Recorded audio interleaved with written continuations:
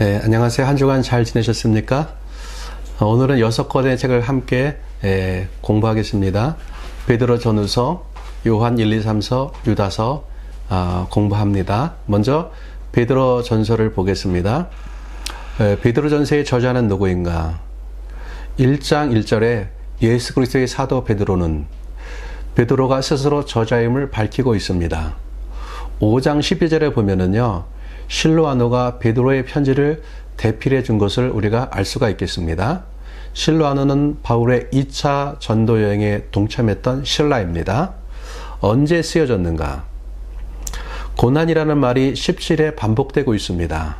4장 12절에 보면은요, 연단하려고 오는 불시험을 이상한 일로 여기지 말라고 말씀하고 있어요. 로마의 대화재 이후에 점점 고조되는 박해 위기를 감지한 베드로가 목회자적인 마음으로 아시아 지역의 성도들에게 편지를 쓰고 있는 것으로 보입니다. 누구에게 쓰여졌는가? 1장 1절에 보면은요, 본도, 갈라디아, 갑바도기아, 아시아, 비두니아에 있는 성도들에게 편지한다고 말씀합니다. 그들에게 쓰여졌던 것이죠. 네 번째로 어디에서 쓰여졌는가? 바벨론에 있는 교회가 너에게 문안한다고 말씀합니다. 바벨론은 로마에 대한 은유적 표현인 것이죠. 베드로가 로마에서 베드로 전서를 쓰고 있습니다.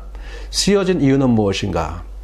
첫 번째로 고난 가운데 있는 신자들을 위로하고 격려하고 소망을 주기 위해서고요. 두 번째로는요, 그리스도 안에서의 새로운 정체성을 알게 하고 정체성에 합당한 삶을 살게 하기 위해서입니다. 베드로 전서의 구조를 보겠습니다. 1장 1절부터 1장 12절까지는요, 구원의 소망에 대해서, 1장 13절부터 2장 10절까지는 그리스도인의 정체성에 대해서, 2장 11절부터 3장 7절까지는 그리스도인의 삶에 대해서, 3장 8절부터 4장 19절까지는 고난의 자세에 대해서, 5장 1절부터 5장 14절까지는 믿음을 굳게 하라는 주제로 말씀이 쓰여지고 있습니다. 그럼 본문을 보겠습니다. 1장 1절부터 12절까지는 구원의 소망에 대해서 말씀하고 있습니다. 예수님의 부활은 우리에게 산 소망이 되었다고 말씀합니다. 소망이 무엇인가? 그렇게 됐으면 하는 소원이 아닌 것이지요. 반드시 이루어지는 것입니다. 예수님의 부활로 우리는 영원한 소망을 갖게 되었습니다. 때문에 고난 속에서 오히려 기뻐합니다. 그들에게 여러 가지 고난이 다가오고 있어요. 소망이 있는 자들은 고난이 복이 될 수 있는 것입니다. 소망이 있는 자들은 고난을 이겨내고 이 믿음의 연단을 통해서 영혼의 구원을 받기 때문인 것이지요. 1장 13절부터 2장 10절까지는 그리스도인의 정체성에 대해서 말씀합니다. 그러면은 구원받은 하나님의 백성으로 우리는 어떻게 살아야 하는가? 하나님이 거룩하신 것처럼 거룩하게 살아야 한다. 내가 거룩하니 너희도 거룩하라고 하나님이 말씀하셨기 때문에 그런 것이죠. 오늘을 살고 있는 저희들도 동일하게 거룩한 삶을 살아야 하는 것입니다. 동시에 구원받은 하나님의 백성의 정체성에 대해서 말씀하고 있습니다. 예수 그리스도로 말미암아 너희는 하나님께 신령한 제사를 드리는 거룩한 제사장이 되었다. 2장 9절에 보면은요, 너희는 택하신 족속이요 왕같은 제사장들이요 거룩한 나라요 그의 소유된 백성이다. 이것이 너희의 신분이요 너희의 정체성이다. 출애굽기 19장 5절에서 6절에 보면은요, 이스라엘이 출애굽한 후에 하나님과 언약을 맺으며 하나님이 말씀하시지요. 너희는 제사장 나라가 되며 거룩한 백성이 되겠다고 하십니다. 이스라엘이 거룩한 하나님의 백성이 되어서 열방 가운데 하나님의 축복이 흘러가는 통로가 되겠다는 것입니다. 그런데 이제 예수를 믿는 너희들이 새로운 이스라엘이다. 너희들이 거룩한 제사장들, 거룩한 백성이 되어서 열방을 하나님께 들어오게 하는 복의 통로가 돼야 한다는 것입니다. 이것이 너희의 신분이고 너희의 정체성이다라고 말씀하고 있는 것입니다.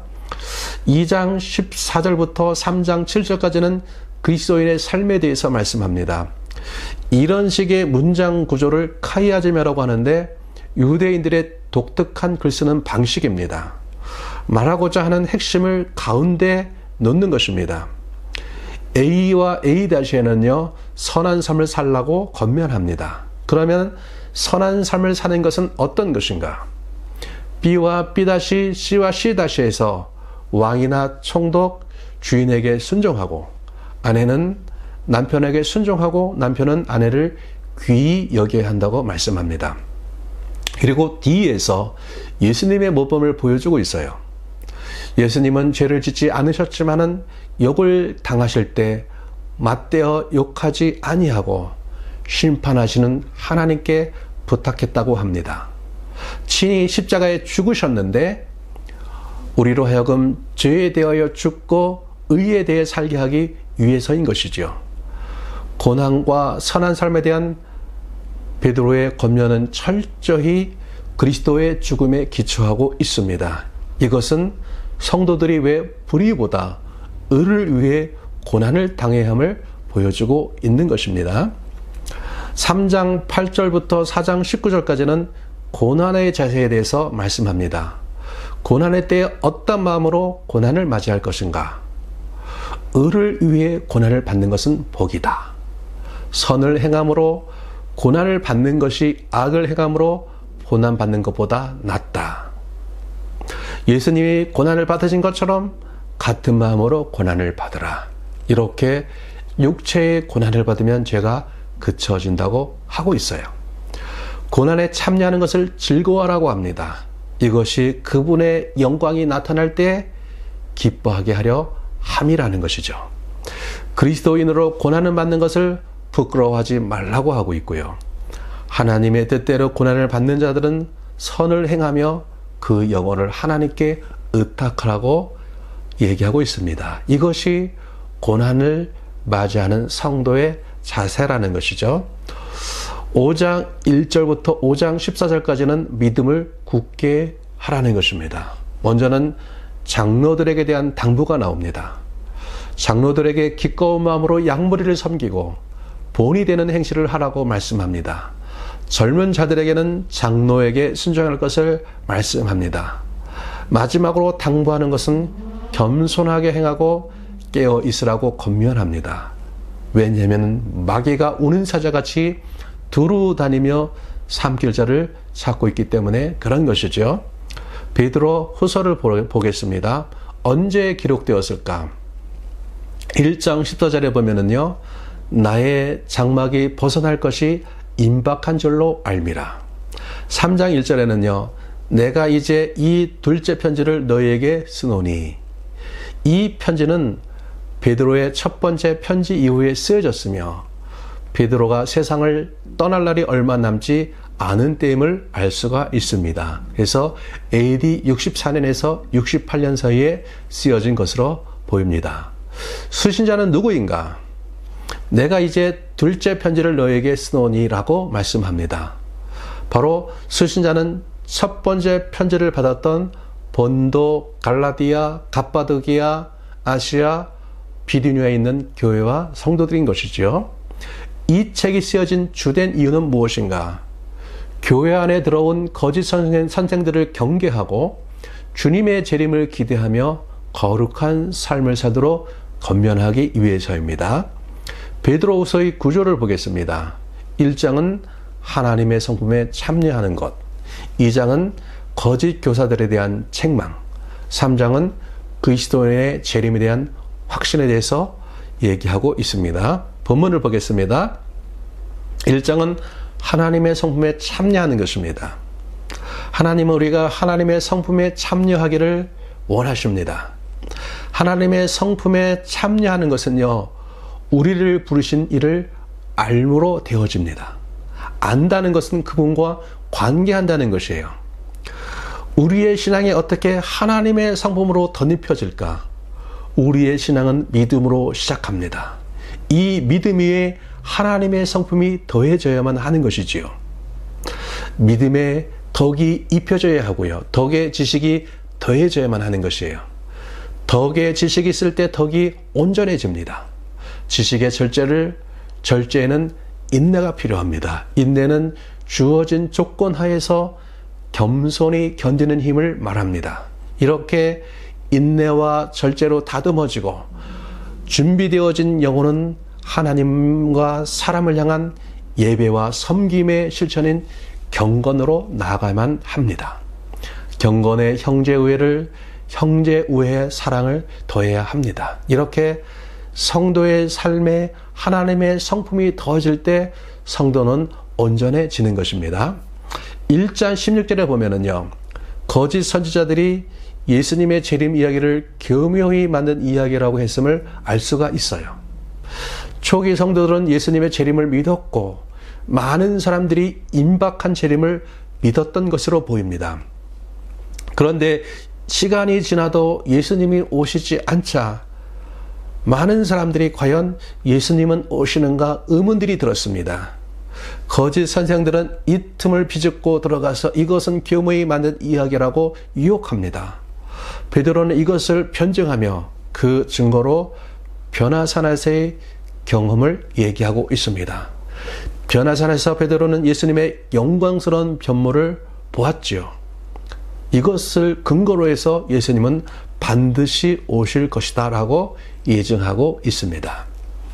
이 장은 거짓 교사들에 대한 책망에 대해서 얘기하고 있습니다. 거짓 선생들은 어떤 특징을 지내는가? 기독교의 기본 교리는 예수 그리스도의 성육신, 십자가의 죽으심, 부활하심, 승천하심, 다시 오심, 이것을 믿음으로 구원에 이르고 그 열매로 거룩한 삶을 사는 것입니다. 거짓 교사들은 이러한 기독교의 기본 교리를 무너뜨리려고 하는 것입니다. 거짓 교사들은 예수님을 부인하고 호색하며 비방하고 권위를 인정하지 않고 탐욕에 연단된 마음을 갖고 있다고 얘기하고 있습니다. 베드로 사도는 이들은 멸망 가운데서 멸망당할 것이고 이들은 저주의 자식이며 이들을 위해 캄캄한 어둠이 예비되어 있다고 말씀하고 있습니다. 3장에서는 그리스도의 재림에 대한 확신인 것이죠. 거짓 교사들의 가르침 가운데 하나가 재림을 부인하는 것입니다. 그들은 재림은 교묘히 만든 이야기다. 주께서 강림한다는 약속이 어디 있느냐? 만물이 처음 창조할 때와 같이 있도다. 초대교회 성도들은 주님의 재림이 늦어지면서 주님은 언제 오시는가 궁금한 생각들을 가지고 있었습니다. 베드로는 주님의 재림이 늦어지는 것에 대해서 다음과 같이 말씀합니다. 시간에 대한 인간의 개념과 하나님의 개념은 틀리다. 인간에게 1000년 같은 시간도 하나님에게는 하루와 같은 것입니다.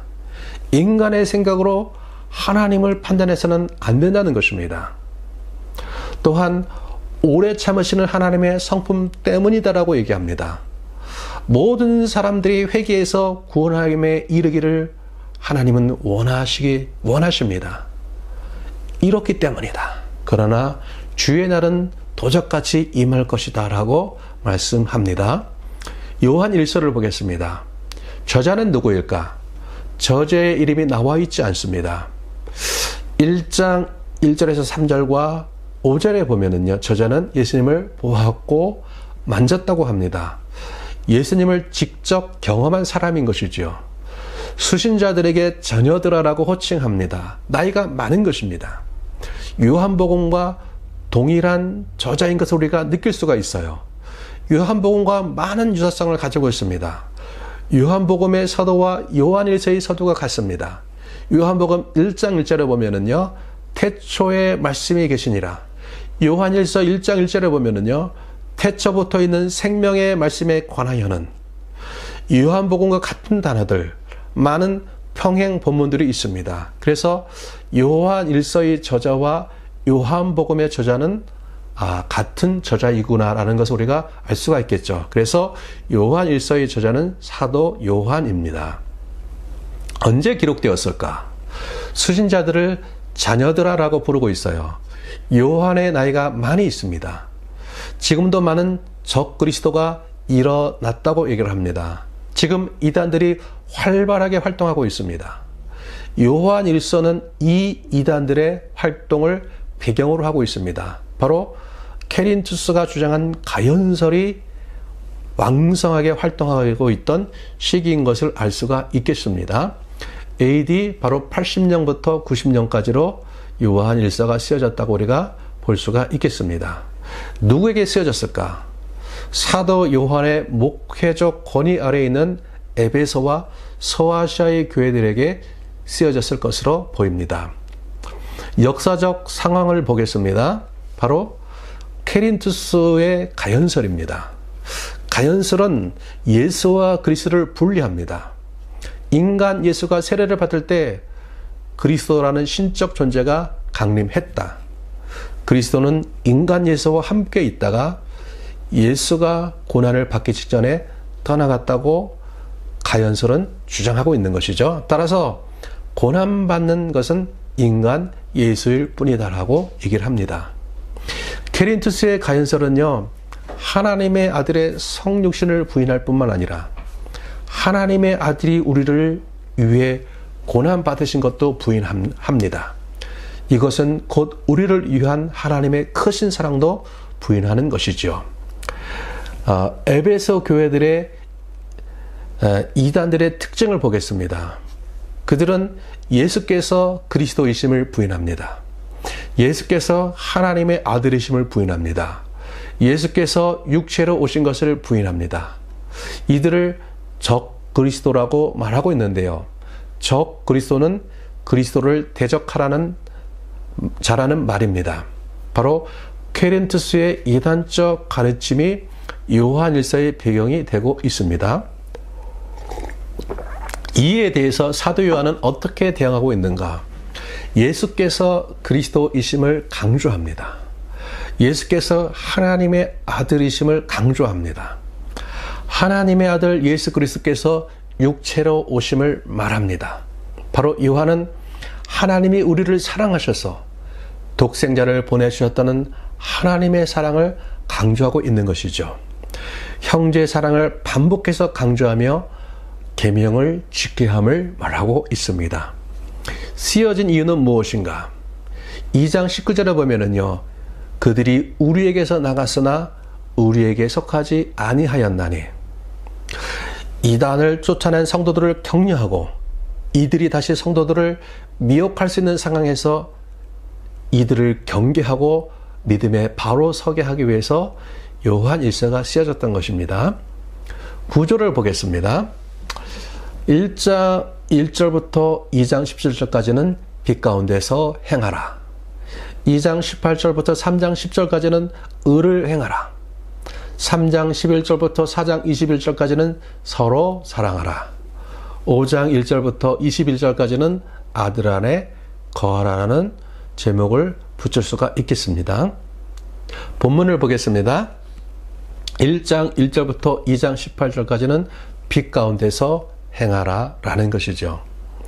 요한은 요한일서의 시작을 생명의 말씀이신 예수님을 들었고 보았고 만졌다고 고백하며 시작하고 있습니다. 예수님은 진짜 육체로 오셨고 진짜 육체로 죽으셨고 진짜 부활하셨다. 예수님의 성육심을 강조하고 있습니다. 내가 그 현장에 있었다. 내가 증인이다. 이 말씀을 통해서 이단들의 가르침이 거짓임을 변증하고 있는 것입니다. 계속해서 이 예수님은 빛이시기 때문에 예수님과 함께하기 위해서는 우리도 빛 가운데서 행해야 한다. 우리가 죄 가운데 있어도 우리 죄를 자백하면은 예수님 우리를 깨끗게 하신다고 말씀합니다. 내가 죄인임을 고백하며 나갈 때 예수님의 피가 우리를 깨끗게 합니다. 그 마음에 성령님이 찾아오시고 주님과의 사귐이 일어나는 것이지요. 우리가 그분을 안다는 것은 무엇인가? 계명을 지키는 것인데 그 계명은 서로 사랑하는 것이다라고 말씀합니다. 2장 18절부터 3장 10절까지는 의를 행하라 라는 것입니다. 지금 많은 적그리스도들이 일어났다. 그들이 우리에게서 나갔다. 교인의 무리 가운데 그들이 있었다는 것입니다. 에베소 교회는 이단들을 쫓아내기 위해서 힘겨운 투쟁을 했습니다. 요한계시록 2장에 보면은요, 에베소 교회에 대해 이단들을 쫓아낸 일을 칭찬하고 있습니다. 그러면 누가 적그리스도인가? 예수께서 육체로 오심을 부인하는 자이다. 이들이 세상에 많이 나왔다고 말씀합니다. 성도들은 이들과 달리 의를 행하는 삶을 살아야 한다고 강조하고 있습니다. 3장 11절부터 4장 21절까지는 서로 사랑하라는 말씀입니다. 성도의 삶이 어떠해야 하는가? 사랑의 사도인 요한은 여기서 하나님이 어떤 분이심을 말합니다. 사랑은 여기 있는데 우리가 하나님을 사랑한 것이 아니라 하나님이 우리를 사랑하셔서 우리 죄를 대속하기 위해서 화목제물로 자기 아들을 보내셨다. 그 하나님이 사랑이시기 때문이다. 하나님이 사랑이신 하나님이기 때문에 그분의 계명은 서로 사랑하라는 것이다. 그래서 하나님을 아는 자론 서로 사랑하는 삶을 살아야 한다고 말씀합니다. 5장 1절부터 21절까지는 아들 안에 거하라 라는 것이죠. 요한은 하나님이 우리에게 영생을 주셨는데 이 영생이 예수님 안에 있다고 합니다. 따라서 영생이 있는 자에게는, 아들이 있는 자에게는 생명이 있고 아들이 없는 자에게는 생명이 없다고 말씀합니다. 요한 2서를 보겠습니다. 저자는 누구인가? 1장 1절에 보면은요, 장로인 나는 택하심을 받은 부녀와 그의 자녀들에게 편지하노니 라고 말씀합니다. 저자는 자신을 장로라고 표현합니다. 베드로전서 5장 1절에 보면은요, 너희 중 장로들에게 권하노니 나는 함께 장로된 자요. 베드로도 자신을 장로로 표현하고 있는 것을 우리가 보게 됩니다. 요한 1서와 요한 2서는 내용면에서 유사한 부분들이 있습니다. 빛, 생명, 사랑, 적그리스도 같은 단어들을 사용하고 있고요. 요한 1서와 평행 구절이 많이 있습니다. 이것을 통해서 요한 2서의 저자가 요한 1서의 저자 사도 요한처럼 2서의 저자 역시 사도 요한인 것을 우리가 알 수가 있겠지요. 언제 쓰여졌는가? 적그리스도가 활동하는 시기로 예수께서 육체로 오심을 부인하는 케린투스 이단들이 활동하던 때인 것을 우리가 알 수가 있겠습니다. 바로 AD 80년에서 90년 사이에 쓰여졌던 것입니다. 누구에게 쓰여졌는가? 택하심을 받은 부녀와 그의 자녀들에게 편지하노니, 바로 에베소 근처의 한 지역 교회에 이 편지가 보내졌던 것으로 보여집니다. 이 책이 쓰여진 이유는 무엇인가? 이단들의 미혹을 경계하고 서로 사랑하도록 하기 위해서입니다. 본문을 보겠습니다. 1장 1절과 4절의 인사에서 요한은 진리라는 말을 강조하고 있습니다. 매 절마다 진리라는 말이 나오고 있는 것을 보게 돼요. 지금 진리의 싸움을 하고 있다는 거예요. 이단들은 진리를 안다고 하지만 그들이 가지고 있는 것들은 거짓 진리인 것이죠. 사도 요한은 원독자들이 진리를 알 뿐만 아니라 진리를 행하는 것 때문에 기뻐한다고 말씀합니다. 4절부터 6절에 보면은요, 서로 사랑하라고 권면하면서 이것이 계명이라고 말씀합니다. 이단들의 특징은 하나님을 안다고 하지만은 그들의 실제의 삶 가운데서는요, 계명을 행하지도 않고 하나님의 본질인 사랑이 없습니다. 그것이 바로 그들의 주장이 거짓임을 드러내고 있는 것이죠. 7절부터 11절까지는요, 예수 그리스도의 육체로 오심을 부인하는 자들이 적그리스도이다라고 말씀합니다. 이들을 집에 들이지도 말고 인사도 하지 말라고 경고하고 있습니다. 12절부터 13절은 축복과 인사입니다. 자, 요한 3서를 보겠습니다. 저자는 누구인가? 저자의 이름이 나오지 않습니다. 그러나 요한 2서와 요한 3서가 유사한 것이죠. 이것을 통해서 요한 3서의 저자는 사도 요한인 것을 우리가 알 수가 있겠습니다. 언제 쓰여졌을까?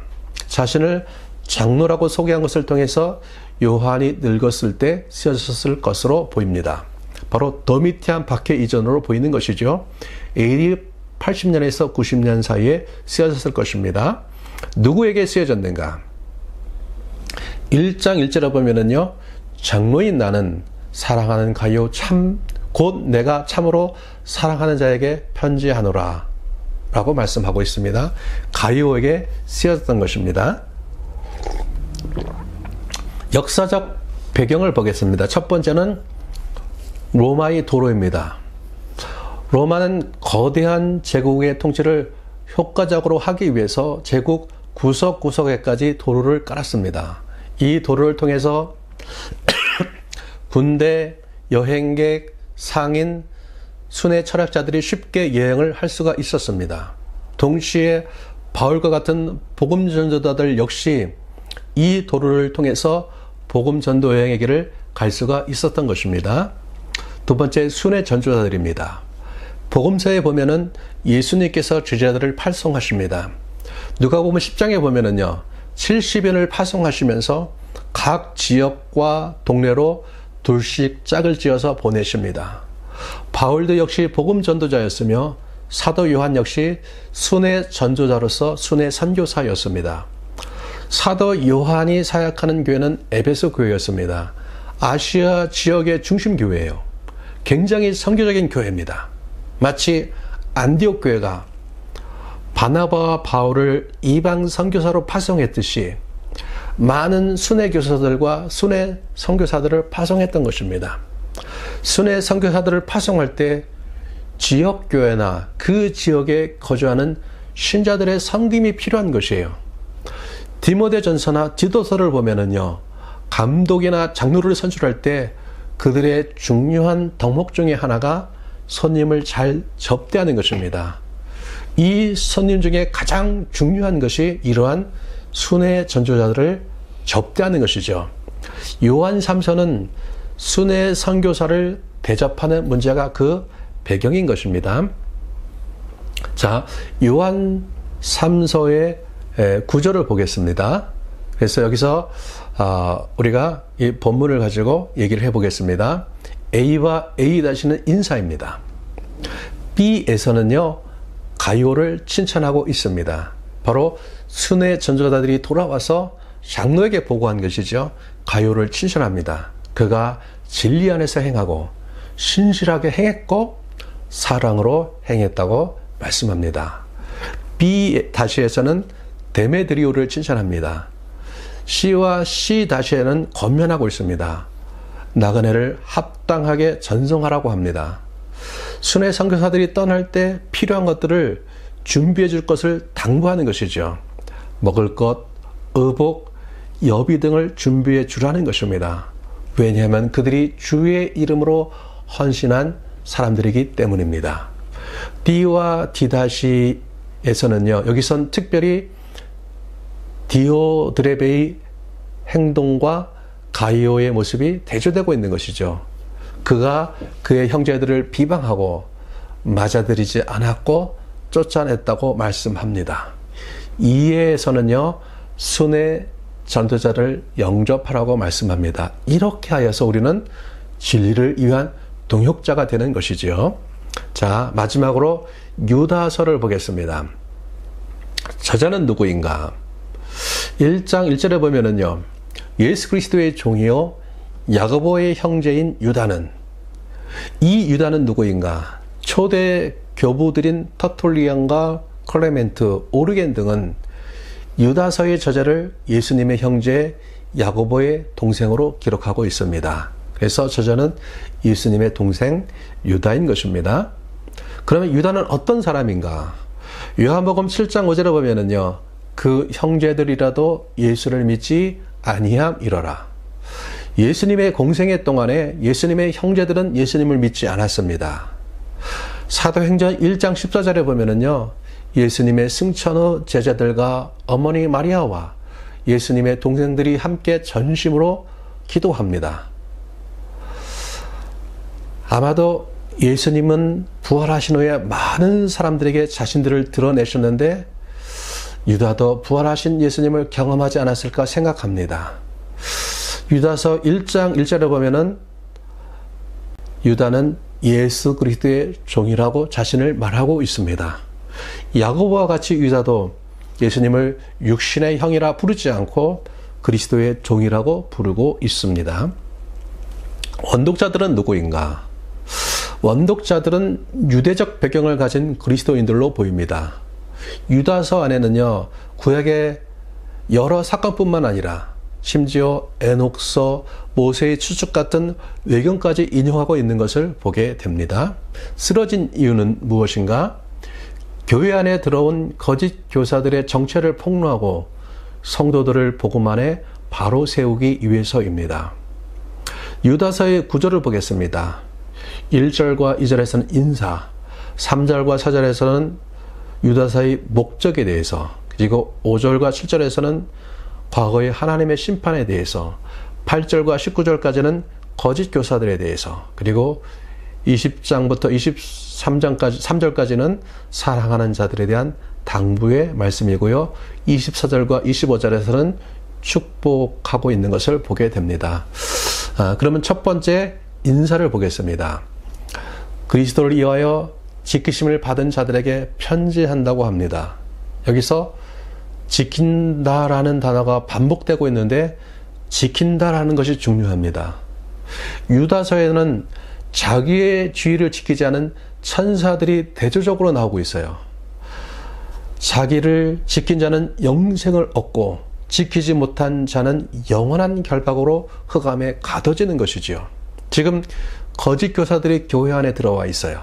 그들의 거짓 메시지로부터 자신을 지켜라. 자신을 지키지 못하면 그 결과로 영원한 지옥에 떨어진다는 것이죠. 지킨다라는 이 단어가 강조되어지고 있는 것이죠. 3절과 4절에 보면은요, 쓴 목적에 대해서 말씀하고 있습니다.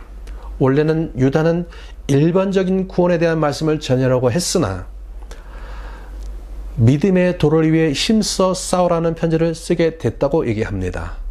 가만히 들어온 사람들, 거짓 교사들, 이단들 때문인 것이죠. 5절과 7절에서는 과거의 하나님의 심판에 대해서 말씀하고 있어요. 출애굽한 후에 믿지 아니한 자, 자기 자리를 지키지 않은 천사, 소돔과 고모라가 하나님의 심판을 받았습니다. 라고 말씀하고 있는 것이죠. 8절부터 16절까지는 거짓 교사에 대해서 말씀하고 있습니다. 거짓 교사들의 본질에 대해서 말하고 있습니다. 그들은 육체를 더럽히고 권위를 무시하며 영광을 비방한 자다. 결론적으로 이들은 육계에 속한 자이며 성령이 없는 자라고 말씀합니다. 20절에서 23절에는요, 사랑하는 자들에게 당부하고 있는 것이죠. 긍휼에 대해서 강조합니다. 예수 그리스도의 긍휼을 기다리며 의심하는 자들을 긍휼히 여기라고 말씀합니다. 이들은 불 속에 떨어지기 직전에 있는 자들인 것이죠. 그들은 그냥 내버려두면 불 속에 떨어질 수 없는 그들을 긍휼히 여기는 마음을 가지고 구원하라고 말씀하고 있는 것입니다. 그리고 24절과 25절의 축복으로 유다서를 마치고 있습니다. 여러분, 한 주간 6권의 책을 통독하게 되실 텐데 사모하는 마음을 가지고 하나님 말씀을 통독하시기를 주님을 축복합니다. 감사합니다.